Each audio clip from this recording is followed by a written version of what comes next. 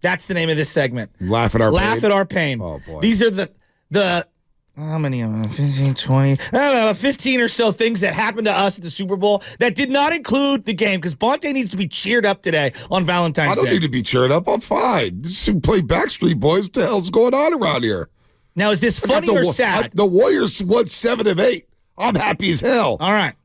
Were you as happy then as you happy when you jumped on stage with microphones with me and you at the Super Bowl? That was pretty cool. What did I tell you before we jumped on stage? I had to get Shasky psyched up because he was thinking twice about it. Cheerleaders are up there shaking it. There's waving the pom-poms. We got the DJ on 1s and 2s. And I told Shasky, I looked out and said, let's go be legendary. It's a pretty cool Let's idea. get on the stage. Yeah, who gave us that idea?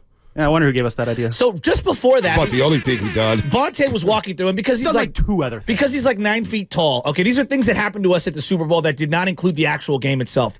We're walking around, and there's Niner fans everywhere, and they're like, oh my God, Bonte Hill! Warriors, oh my God, Bonte Hill! And he always does this thing. What about Shasky over here? And I love that. I do appreciate that you include me. Yeah, because if I don't include him, Shasky will come out of the No, it's airways. true. It's just Bonte getting a love, just forgetting about me. No, but he was getting so much love. And this guy... Hold on. And I give him so much love. And Baldy comes on. It's like, hey, Baldy, how about you and me? Hey, Dave, how about you and me? Hey, George, how about you and me?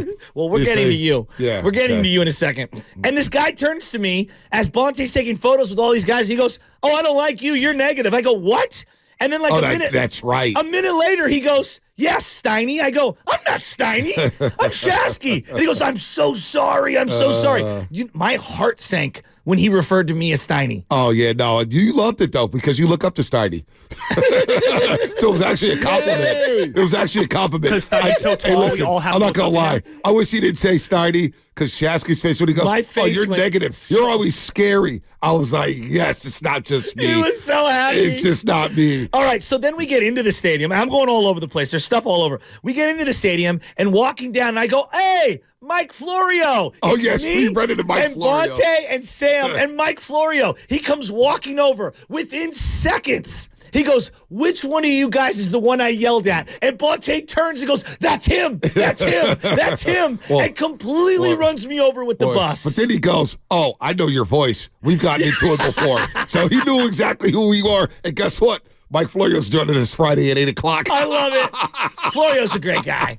I like Florio. Oh, no, now you like Florio. I like Florio. Now you like Florio. Well, now that I'm a member of the media, Oh, my of the gosh. what I call the white collar brigade, Oh, now man. I know. That You know, was- two mentions. I forgot we saw Florio. He goes, oh, yeah, totally you guys. forgot. I knew you you- guys. So then later on, and we'll get to the food that we ate. in a also second. ran into Rob, Black Sports Online, Rob Littall. I didn't see that. And I said, hey, some of your captions, I just stay away from. Yeah. I'll just keep it there. Okay, so then they go, hey, there's food in the media section. You know, you guys go get the food. Now, this is my first foray into being a member of the media at a game. And I go, wow, Bonte's been talking about all these spreads that they have. This is the Super Bowl. This is going to be incredible. And as Sam so eloquently put it, it was like Fire Festival food. Yeah, it was. I mean, I'm not going to complain about free food, but it was definitely no Levi Stadium. Grandma's spread. cookies, though. Those The are- grandma's cookies well, did I hit. didn't even have them. Whitley ate mine. She's like, can I have these? And she was feeling a little under the weather, and I was like, man, the Chiefs are about to lose. Go ahead and have those cookies. All the sweets must have gotten all the good stuff because those spreads were kicking, man. Oof. Oh, I bet. Yeah, I well, bet. and Yeah, then see that. as we're standing there, it's $1 me and B, million. and I see this guy walking down, and I go, oh my God. It's freaking Joe Fonzie. I love Joe Fonzie. Oh, yeah. When I think of 49er football and I think of Sundays in the Fonzarelli. 90s and in the 2000s, I think of Joe Fonzie. I stick my hand out, I go, Joe Fonzie. He goes, I'm a big fan. And I like, my world lit up. As low as I felt when someone called me Steiny, I felt as high as Bonte Hill does when he's 6'5", walking around the stadium and everyone knows who he is. Joe Fonzie saying to me and Bonte that he enjoys our work, that literally made my day. And because I look up to people like him. No, Fonzie's Ibanez, good. Fonzie, like these are the guys I grew up looking up to. Fonz is real cool. And we'll get him on the show because guys like him, Marky Ibanez, Fred Ingles, the Vern Glynns of the world, Gary Ratnich, of course, our local newscast, they deserve love because they brought a lot of sports intel to our lifetime, to our televisions. They gave us all the insight. And those 49er pregame shows back in the day, 8:30 in the morning, right before the NFL Fox pregame show, that was my life. Yeah. With Harris Martin, Jamie Williams. It was a lot of good times there. Well, and, Fonz is cool. Now comes kind of the sad stuff, all right? No, What's no, the sad stuff? we walk by and we see Marcus Thompson and we see, Tim Kawakami, and we're chatting it up with them and everything's good. But earlier, Lubman and I see a homeless guy and he's being escorted. And we're like, what the hell is going on? Only to find out later on in the game, that's Carrot Top. Yeah. I couldn't Carrot Top. Sam, Carrot Top looked terrible. No, it was a bad scene seeing him. Same thing. I saw him walking around. I was just like, who the heck is this guy? They show him on the screen later. It's that same guy. It was like, my God, I thought Carrot Top was a homeless person. Well, Carrot Top, he was on with Laura Brent earlier in the week. Oh, so I got a glimpse of him. I didn't see that. And I was at the NBC studios when he joined. I was like, boy, but Laura, I'm talking to Laura. She goes, he could have been a nicer guy. I mean, I feel bad for him, whatever it was.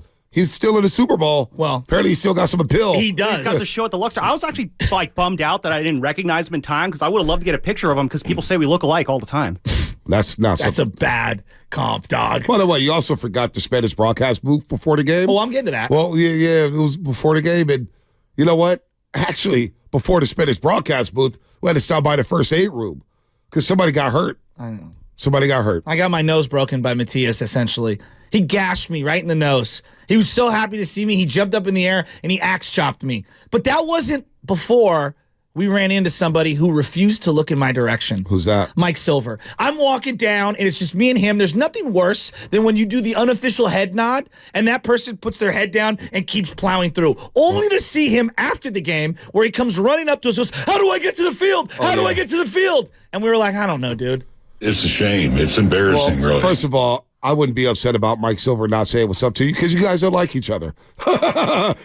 when somebody doesn't like me, and we walk past each other, it's all good. Wait. I know you don't like me. I don't like you. Keep it moving. Kind of like a former 95.7 The Game employee who saw all four of us from 95.7 The Game and didn't even look in our direction. Yeah. Yeah. I mean, I don't care. It's a shame. It's embarrassing. I don't really. like fake energy. Keep the same energy that you always keep off air. That's all. I'm okay with that. Mike Silver wants to say, hey, whatever, keep it moving. So not only did I injure my nose, I also injured my foot because of the anxiety I had during the game. I hate you.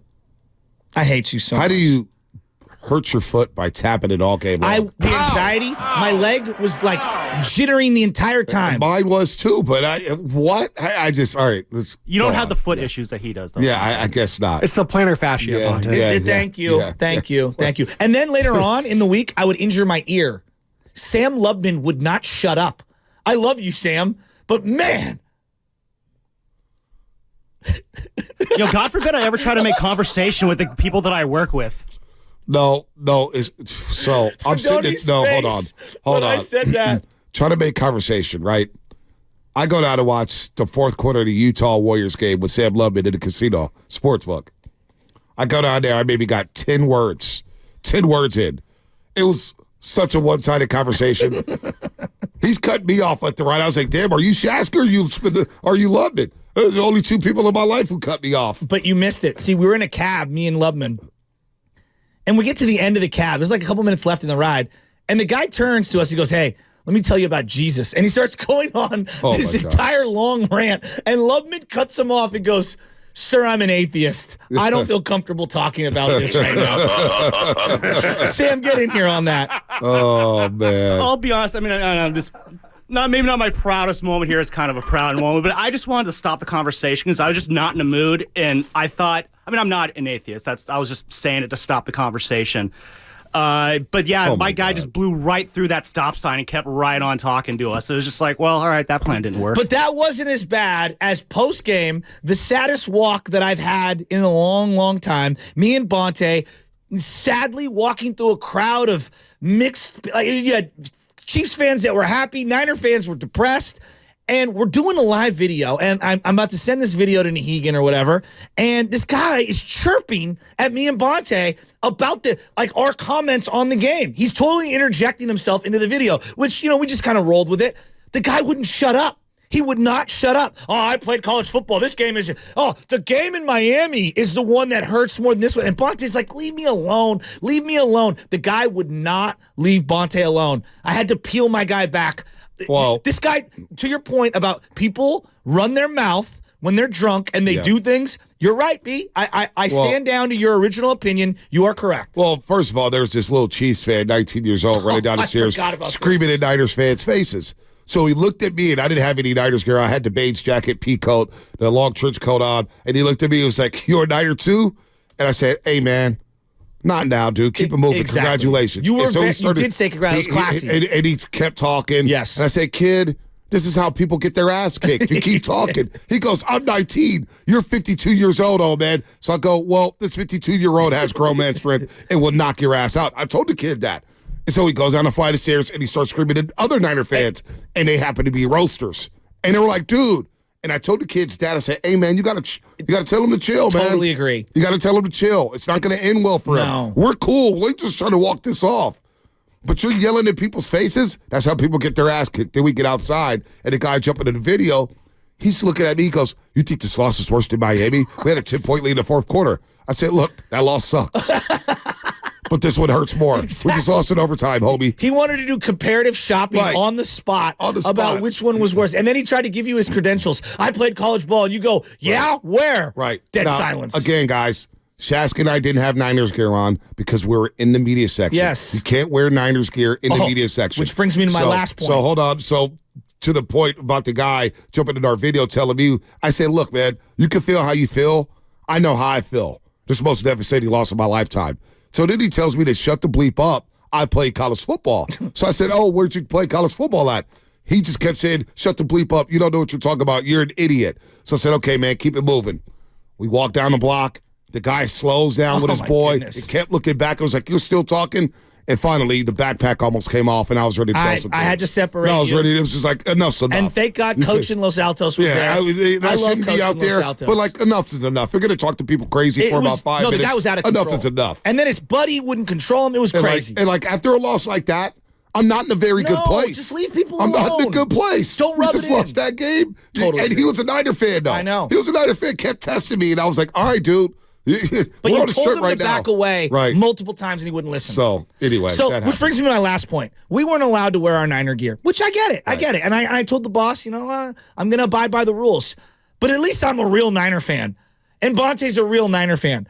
Watching members of the media who have no idea who any of the 49ers are, any of the history, standing and cheering when the Niners are scoring, I was like, I thought we were supposed to be journalists. I thought we were supposed to be unbiased. No, it just blew me away. Well, you got beat writers parading around like Niners historians, so what are you going to do?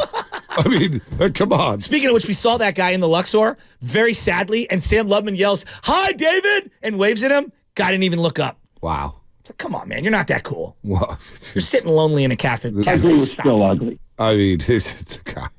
Such a dork. It's a bunch of dorks. So many dorks. At least Florio has the guts to come up and shake our hands. A lot of people are like that. Don't be fooled by some of these jaded media members. There's a lot of clowns, but there's a lot of good people. Katie Mox, we saw her after the show. Oh, she was feeling no pain. Katie Mox gave me a hug, and I didn't know who it was. And she was like, "Keep your head up." And then this other girl, who I won't mention, I had to introduce myself for the 15th time. That's the worst. Isn't that the worst? Oh, hi. The highlight of